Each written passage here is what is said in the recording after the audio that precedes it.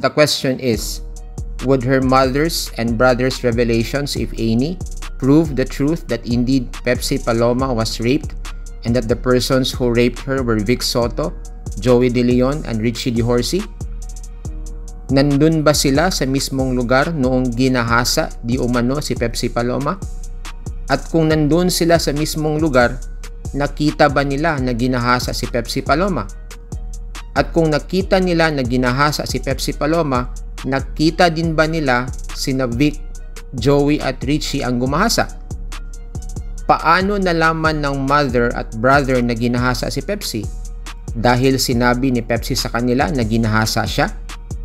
Pero matatandaan natin na sinabi din ni Coca Nicolas when she was interviewed by Julius Babaw, and who claims to be a close friend of Pepsi, na sinabi sa kanya ni Pepsi na hindi totoong ginahasa siya. Nagawa-gawa lang o gimmick lang ng manager nilang si Ray De La Cruz iyon para sumikat sila.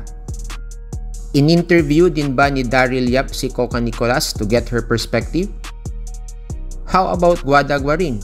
Nakasama di umano ni Pepsi Paloma sa pagrereklamo laban kina Vic Soto. Did Daryl Yap, in the interest of truth, also interview the former sexy star?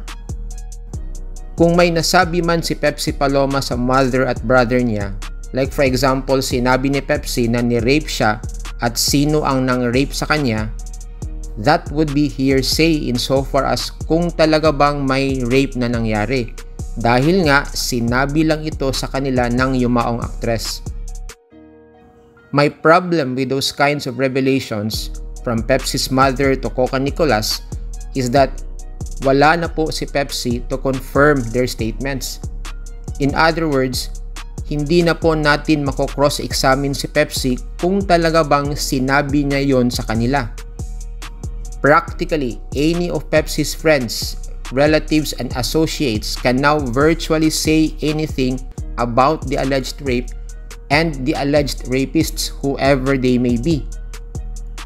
Under the rules on evidence po, inadmissible po ang hearsay, meaning hindi ito tinatanggap na ebidensya sa korte. So how then would Daryl Yap be able to defend the truth? Abangan ang susunod na kabanata.